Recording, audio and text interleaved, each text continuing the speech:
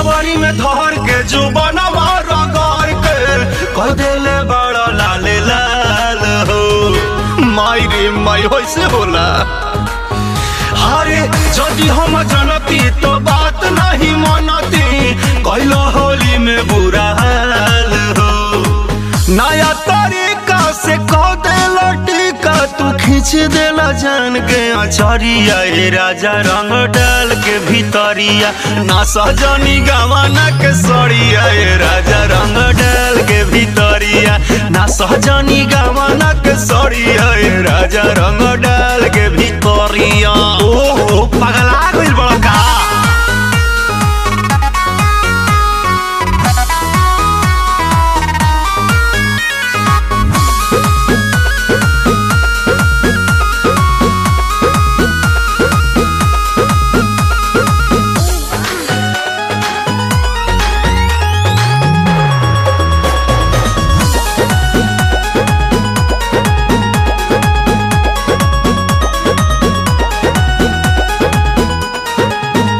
कबो ऊपर कबो नीचे डाली देला बीचे बीचे बड़ी बढ़े परेशानी डोरी चोलिया के खींचे।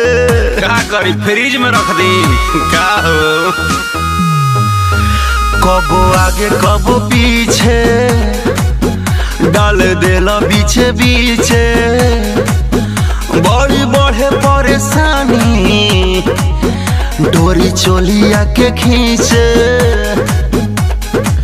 मन पगलाइल बा मुहवा रंगाइल बा उठल बाटे गल में लहरिया। ए राजा रंग डाल के भीतरिया ना सहजनी गवाना के सड़िया। ए राजा रंग डाल के भीतरिया ना सहजनी गवाना के सड़िया। ए राजा रंग डाल के भीतरिया जौन डाली हाली हाली रवा जौन डाली हाली हाली।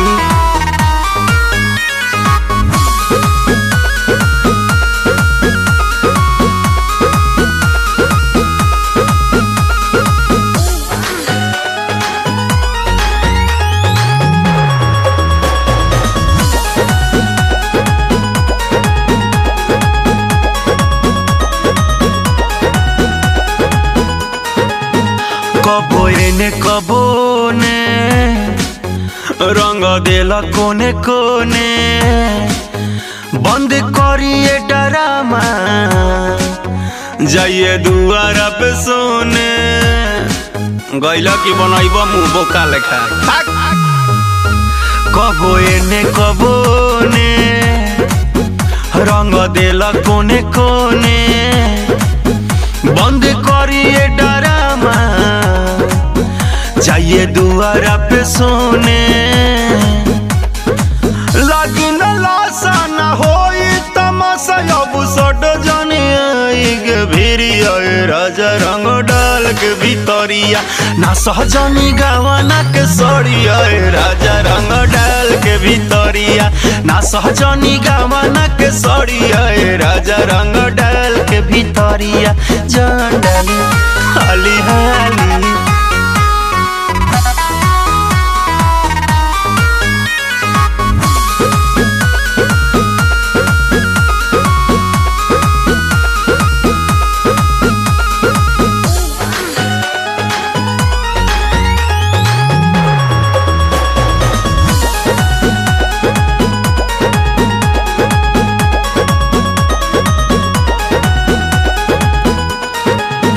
दीपक मदन से बताई चार बत्तियों सुनाई मंगल मन के मनावा नीरज दिल ना लगाई।